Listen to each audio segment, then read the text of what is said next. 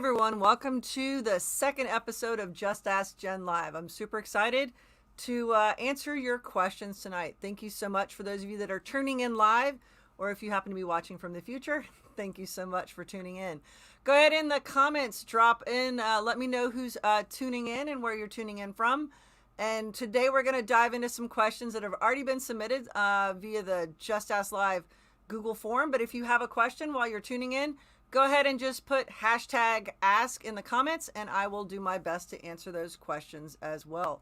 Super excited to share with you some tips and tricks based on the questions that have been submitted. So let's go ahead and dive in. So a couple of questions have come in regarding some different tools, some different apps and different things. Let's take a look at our first question here. First question I got was, is there a free app for teachers to use an iOS app from an iPad while joining a Google Meet from a PC? This would be helpful for screen share while doing teletherapy. So thank you so much for that question.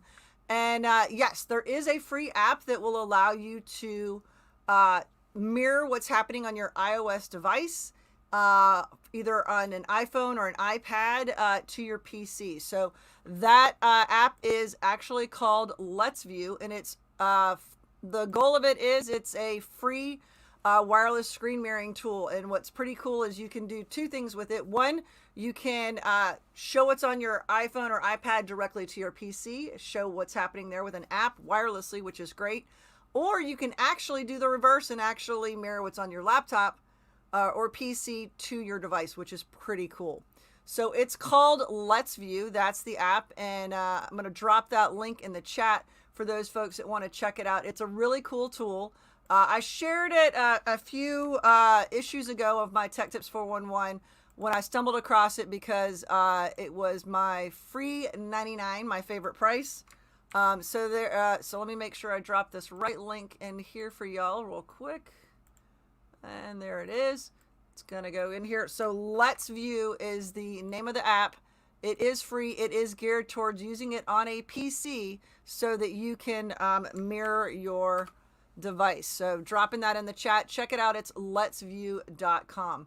And again, free mirrorless screen mirroring. I will point out it is a download, which means that you have to download it to your device. So if you need to get admin permission to do so, just keep that in mind. But it's pretty cool, and it does have the ability to download it on Windows, Mac, Android, iOS, and also your TV. So there's actually a Let's View app. So if you're trying to mirror to your smart TV and you didn't already have integrated feature there, you could do that. So that is Let's View. So that was question number one, and let's see here what else we got. Thank you so much for those of you that are tuning in live. I'm seeing some friends from all over. Yep. Hey, Stacy, good to see you. Thanks so much for tuning in. I've got here tuning in from Utah. Thank you so much. Appreciate that. So let's keep it moving here. Another great question I received was which apps can be used for PDF files to be used in Google Classroom that are free? Again, budget-wise, everybody loves to ask for those free apps. That's, again, favorite price. So let's take a look at a couple of options. So the first one I wanted to share is a new one that I just came across and actually shared it out as my tech tip this week because I thought this was super cool and super easy to use. And it's called Think.io. And the web address is thinkio.it. I'm going to drop that link in the chat. And this one is all free as well. That was the requirement for this particular app or suggestion. So I'm going to drop that in the chat right here. Think.io has just been dropped in the chat. And we got some, thank you, Stacy. Good to know you're my neighbor over there in Alabama. For those of you that are tuning in for the first time, I'm here in Atlanta, Georgia. So, so great to see people from all over. So this is Think.io. And so I'm going to hop in here real quick because it's super easy to use. So step one is you're going to upload your worksheet. Step two, share the link with your students. Step three, it's instantly interactive and you can view what they have done. So I'm going to sign up here real quick with for this account. It asks for some email information right here. So I'm gonna pop over here, fill that out real quick. I have it on my my work account, but I'm gonna add it to my Gmail that I have.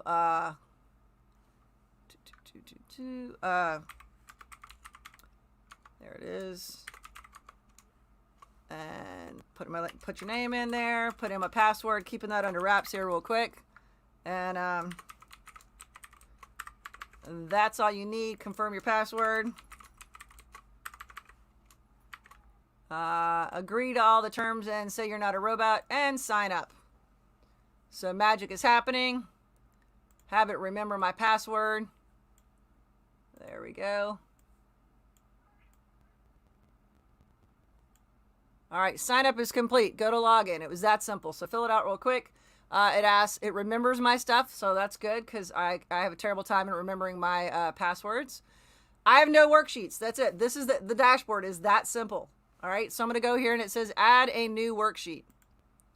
All I have to do is drag and drop a file. So the question that was asked was a PDF tool, but this actually lets you add in a PNG or a JPEG as well. So if you wanted students to annotate on top of a diagram or an image that you have. So I'm going to go ahead and drag a file here, or I can click to upload. So I'm going to go here, and I actually downloaded earlier today a worksheet on my desktop. And that is for Shakespeare. Former ELA teacher, I couldn't resist it. So I'm going to upload this, and its magic is happening. It's converting it into an online tool. So once it does that, it's going to give me a link that I share. And when I go to share it, it's automatically going to give students the tools and the ability to type on it. So if there's boxes they need to fill out, or to annotate on the document. So right now it's doing the magic and converting just like that. Now I can preview it, see what it looks like, or I can choose to share it. To share it, all I have to do is grab this link. So if you're using Microsoft Teams or you're using Google Classroom, you just copy that one in there. And paste it into Google Classroom and share it out. So let's take a preview at it and see what it looks like. So this is it loading. This is what your students will see. Here's the document.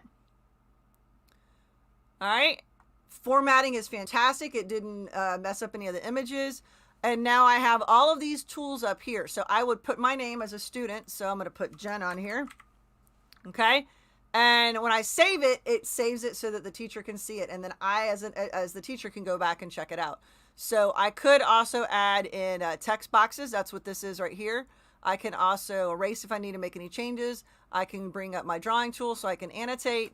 I can zoom in on and if I need to, I can erase using my eraser. There we go. It's go in and erase it really quickly. So it's kind of a little bit limited in the sense that notice I don't have a lot of colorful things. It's more of I can sign it and I can type on it. It's kind of straightforward. Okay. So that's option one. And if I were to save it, they'll click on the save button, and when it's done, you'll see it under the work page, and you'll see the ones that you need to review. It will say any student submissions. I was in preview mode, but you'll see that there. I did a test of that, thought it was pretty cool. It will show up. You have X number of documents to review. So that's one free solution of being able to use a PDF and allow your students to annotate on it without you having to do any extra steps. Okay, so next option here, I'm going to close out of those, is Whiteboard Chat. This is probably one of my new favorite things right here because it is a whiteboard that's built for collaboration, but it keeps getting better and better and better. So you can upload in Whiteboard Chat, you can actually upload an image there or a PDF. So in that case, this one has got way more robust tools. I think it's pretty cool. So if I go to start drawing, I'm going to see that I can choose to start teaching, start collaborating, or manage your boards. And you can also sign up for your account. If I say start teaching, I have this canvas with all of these options. I'm going to skip my tour for now. I have to say that this is so robust because they keep changing and adding more elements to it and more features, like hand raising, being able to color, change the canvas color. I can change the pen opacity. I can change the text size. So I have all of these features, and I've got all of these over on the left-hand side, a number of elements to add to it. But you can, as the teacher, upload your PDF as the background image. So I can go here, I can manage my boards, go to grid, I can go home and look at all my boards, I can clear it, I can download it when it's done. So notice is definitely more robust, and you can go in and view all of your all of your students simultaneously when they're using the board. You can add media, move, resize, select. I have all of these tools. I can upload a file. So here's where I'm going to say I want to upload a file. I'm going to use that same one that's on the desktop. Magic is happening, and notice it brought it in as well. It converted it to as an image and did it a little bit quicker. And now I can, as a student, choose to type or annotate or draw on this. And I can go to the grid view and I can see who all is participating. So right now it's just me. But if there were multiple boards that were being participated in, you can view multiple boards simultaneously. So I would definitely suggest that if you really want to level up. If you want something basic, thinkio.it is pretty cool. But Whiteboard Chat is super slick and keeps getting better. And it's a free tool that they keep asking for feedback from teachers. So for example, math lessons, they keep adding in more math tools and math formula pieces and just making it just a more robust tool. It also has polling built into it. You can easily invite someone to it to collaborate on your board. And again, as the teacher, you can monitor the boards that you are running. So that is tool number 2 that is beneficial for PDF tools. So we were asked, the question was, which apps can be used for PDF files to be used in Google Classroom that are free? So option 1 was thinkio.it or the whiteboard.chat. There we go. Awesome. So let's take a look at a couple other questions, and I'm watching in the chat. So far, I got someone from Ohio. Thank you so much for tuning in from Ohio. Drop any questions that you have in the chat. If you just put #ask, if you've got a question, I'm watching that. Let me know if you have used or heard of either Whiteboard Chat or think.io. I'd love to know if you've used either of those tools. All right. So moving along here, we got a couple more questions that came in. I often get asked a lot about engagement tools. What are some things that you can do to level up your lesson for students and make it a little bit more engaging? And so I have a couple of go-to options, and we'll start with my first favorite option, which is Wakelet. And if you're not using Wakelet to level up your lessons for your students, you definitely should check it out.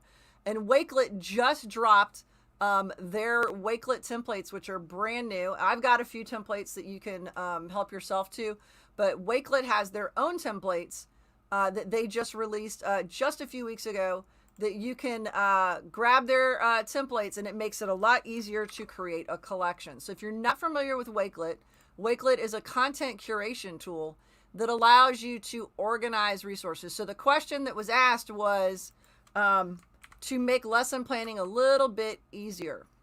And we always want to work smarter, not harder. But what's great about these templates is you'll notice that they have them organized by lesson plans, newsletters, icebreakers, all different types of activities. And you can actually go in and grab one of these templates. They made them look very visually interesting for students. But my recommendation with Wakelet is it serves two purposes. One, as a former ELA teacher, I would always plan a lesson, plan my units, and have unit checklists. And I would plan at the middle, right? So you know your students that are on level, what you need to cover. And then then we differentiate high or low depending on the needs of our learners. So what's great about Wakelet is that you can create your original collection. And when we say a collection, there's so many things that you can actually add to a resource. So I'm going to grab their lesson plan one right here. We're going to take a look at their option here. And there's so many things that you can do. So I'm actually going to make a copy of, copy this collection. And it's going to add it to mine. And I'm going to show you all the things that can be added to a Wakelet. So when we talk about Wakelet, there is the ability to add in text. There's the ability to add in emojis. I love that. It's visually interesting for students. I can hyperlink to resources.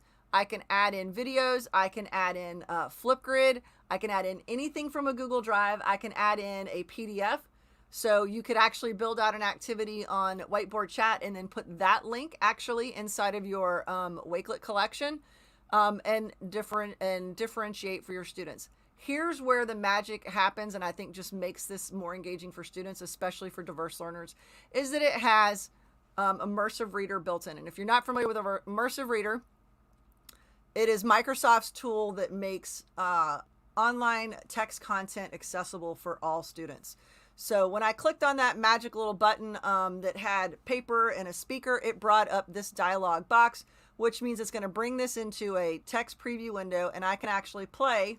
Memo, this is a great template to use when building out lesson plans. So it will play the text. So as if I'm a diverse learner and I'm a struggling reader, this is going to make this more accessible because it's going to read it to me. I can go down here. I can adjust to female or male voice. I can adjust the speed, slow it up, speed it up, slow it down. And that alone is going to make this more accessible. But there's more. And this is, again, where if you plan for the middle and you put all the content in there and then share this out to your students, you've made it a little bit easier on yourself for planning, and you've made it more accessible and engaging for your students. So if I go up here to the text preferences, you'll notice that I've got some options here. I can adjust the size of the text. So if I have if I, as a student, have a visual discrimination issue, or I really should have glasses and I don't, I can adjust the text size. I have increased spacing turned on, makes it a little bit easier to read. By default, it's off, but again, that helps our dyslexic readers. I can also adjust the font to see just something that's either visually more appealing to you or just also because of visual discrimination issues. I can change that out. I can also change out the background. And you might be wondering, well, why would I want to do that? I actually have a colleague who struggles with vision and has to be real close to see things, and does better with black dark backgrounds versus white because it's really harsh on the eyes. So again, as a student, I can go in and change this however I see fit to make this more beneficial for me. Once you open it up in Wakelet, it remembers your settings. So if I leave it on this turquoise, that's one of my favorite colors, I can do that. And so those are some options right there. Then we keep moving through the magic. Over here, I've got parts of speech labels can be turned on. So if I'm a language learner, this is a beneficial thing. As a former ELA teacher, I think that's really cool. I can also have it mark the syllables. So great option. I only turn on what I need as a student. Next up, I can go over here to the line focus. So we often know that students struggle when they see a bunch of text on one page and they're like, oh man, this is too much. I can go to line focus and it's going to drill down to that one line. So I'm not overwhelmed. I feel successful when I get through each line of the text I'm reading.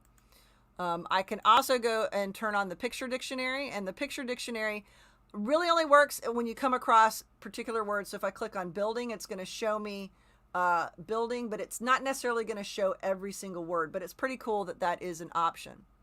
And last but not least, this is the other way to make this more engaging for learners, especially if you've got language learners, students that English is their second language, and you're hoping that you can support them the best way possible. You can choose the language they can go in here and choose this. So if I just happen to be someone that moved here from France and I speak French, that's my primary language. Once you walk them through this, students can use it. I can change it to French. All of my instructions are going to be there as well. So this is a really great way to level up engagement for students and make your lesson planning a little bit easier because you can copy and paste text in. You can put your links to your resources in.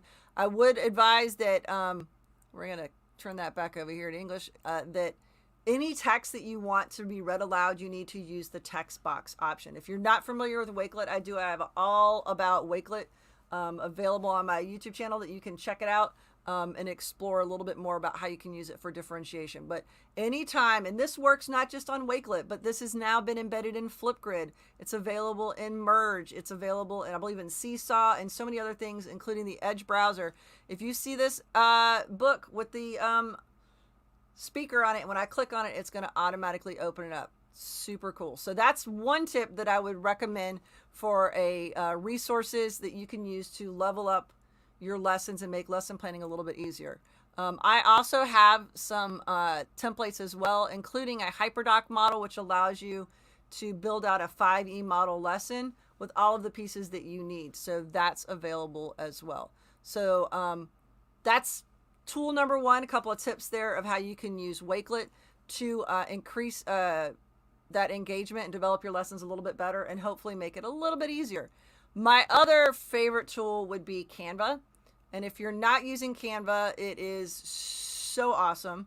There is a free version of Canva, and there is a Canva for Education version. And what's great about the Canva for Education version, you just need to apply. You just need to fill out some information and say, hey, I'm an educator. Submit some evidence. So for instance, I had to submit my teaching certificate. Submit it once you already have your account. Fill that form out and they can upgrade you to your Canva for Education account. And when you do that, then you get even more awesome perks. So I'm going to drop here in the chat the link to where you need to go to apply for the Canva for Education account. If you go there, you can sign up for that one. So let's go here real quick and take a look if you're not familiar with Canva. And here's why I like it. It allows you actually to have classes that link to Google Classroom and you can push out resources. But here's, once you get your account for education, you're going to see that I have all these education templates ready to go. Education presentations, infographics, worksheets by subject area. So the question was leveling up and increasing engagement and making life a little bit easier with lesson planning. All of these worksheets, which can be modified. So if you like, if you're looking at a science activity and you're like, okay, we're ready for this portion of the activity, but we're not ready for that, you can go in and modify it and take out different elements. They've got flashcards just to jazz up your Google Classroom. They've got headers, but they've got math worksheets. They've even got lesson plan templates that you can use, worksheets, and worksheets. Now we say worksheets, those can all be converted into interactive activities, either in Google Slides, Whiteboard Chat, Think.io, so many options of ways you can use it. I love that there's mind maps and there's so many different things. Bubble maps. I've got a school that's all about thinking maps. And this is just a great way to have them be visually interesting for you to create content for your students. So I definitely wanted to point out that, and the fact that you can apply for a free educator account. So let me know in the chat, how many of you are Canva users? Let me know in the chat if you are a Canva user. Would love to know if you are using Canva. It is one of my favorite things, and I use it for so much of my design stuff, for social media and video creation. You can even create videos in there. It is super, super cool. All right. So we're moving right along here. I've got a couple of other questions. If you do have a question, please know that you can drop that in the chat if you've got one. #ask, so I know that you want me to answer that question. In the meantime, I have another question, and that was, I'd like to more information on how to use Nearpod in math. I thought that was a good question about using Nearpod. And if you're not familiar with Nearpod, Nearpod is a great way to level up engagement for students because it's teacher-led or student-paced, depending on how you set up your lesson. And it allows for you to assess your students' participation during the lesson. So I would say to kind of level up with Nearpod in math, what you can do, because I love Nearpod, it's great, and it has certain assessment pieces that are built in, the type of questions you can ask, obviously multiple choice, and there's matching, things like that in WordBank, but the math tools really aren't there. So what you can do though in Nearpod is you can link to what they call web content. So you can do a little bit of app smashing. You could actually go through your activity and then get to a whiteboard activity and actually have the whiteboard activity go to a whiteboard chat activity. So you can embed inside of Nearpod the option of web content. That means anything on the web can be added in there. It's a great way to also, also a great way to integrate like Jamboard or collaborative Google Docs can all be added in there. So you could be going through the Nearpod lesson, and there is collaboration available in Nearpod, but maybe you want to capture it and then be able to go back to that activity. You can use links to web content, and that would be like Google Slides or Whiteboard Chat or Jamboard or something like that. This is a great question. Is Canva similar to Adobe Spark? That is a great question. It is similar in terms of the user friendliness, and Adobe Spark being free for educators as well. I would have to say that when you upgrade to the pro version or the education version, you get way more templates and resources. But no shade on Adobe Spark. I love Adobe Spark as well. It has some more options for their video editor, but you're going to see a ton of more templates and some more ability to customize and add in resources inside of Canva. Okay. And if you're already familiar with Adobe Spark, then you'll be real quick to pick up how to use Canva as well. And I use them both. It just depends on what the purpose of the activity is. Okay. So that was a great question. Thank you so much for that. So today's goal was to do kind of a quick session. I appreciate those of you that have tuned in live. Those are the questions I've got so far. I'm going to watch the chat for another moment to see if anybody else drops any more questions in there. But hopefully you got an idea. Drop in the chat if you are like, oh, wait, I'd never heard of one of those tools. I'm going to check it out. Whether it's you're going to explore Whiteboard Chat or Think.io, or you're going to dive into Canva. Let me know in the chat if you're going to be using any of those tools. All right. Well, this has been fun. This has been episode 2 of Just Ask Jen, and I appreciate those of you that have tuned in live for today and those of you that might be watching from the future. If you thought this was beneficial, hopefully I will continue this and have an episode 3, 4, and we'll see how long it goes based on your interest. Thank you, Tara. I appreciate it. And I'm glad you like the Jamboard templates. If anyone has not checked out those templates, I'm going to add some more, because if you have not seen lately, there is a new feature that lets you do a custom background, which really has leveled up your ability to use Jamboard, because you can make your own custom backgrounds and not worry about students moving elements, which is really, really, really cool.